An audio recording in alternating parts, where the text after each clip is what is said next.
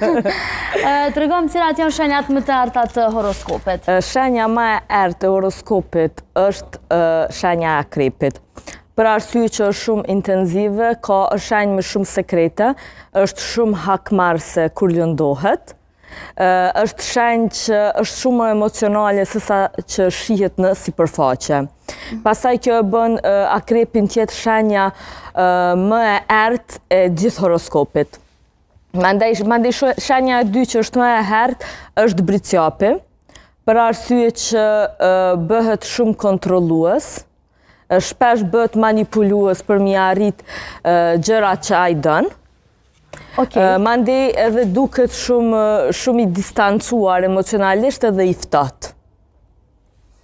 Pastaj është edhe shenja e binjakëve, për arsye që binjakët janë shenjë që njihen për stereotipin e astrologjisë që janë shenjë që i kanë dy fytyra.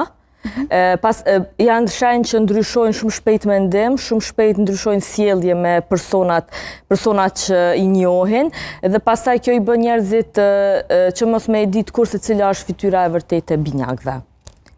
Pastaj është edhe ujori, për arsye që ujori është shumë i shkëputur dhe i distancuar emocionalisht, duket gati pa asnjë ndjenjë. Kjo bën ujoni duket shumë shenjë e errët, për arsye që tek njerëzit perceptohet si një ndër shenjat që është i vdekur emocionalisht. Pastaj janë edhe peshqit.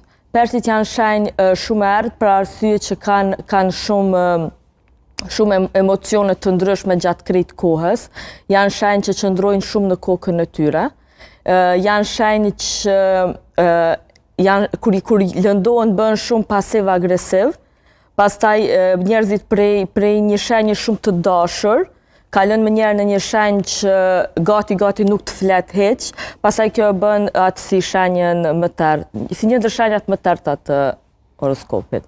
Dhe me thonë, këtu janë shenjat më të errta të horoskopit. Për arsye të tilla. Por që kanë edhe të mirat e tyre. Po, patjetër, se në astrologjisht e errta parashihet si shenja më me shumë sekrete, shenja më misterioze, shenja që i ndalon gjitha emocionet e veta. Jo domosdoshmërisht kjo bën atë që shenjë njëri keq. Po, as pak. Me thonë, veç ka gjona të errta ashtu siç parashihet sipas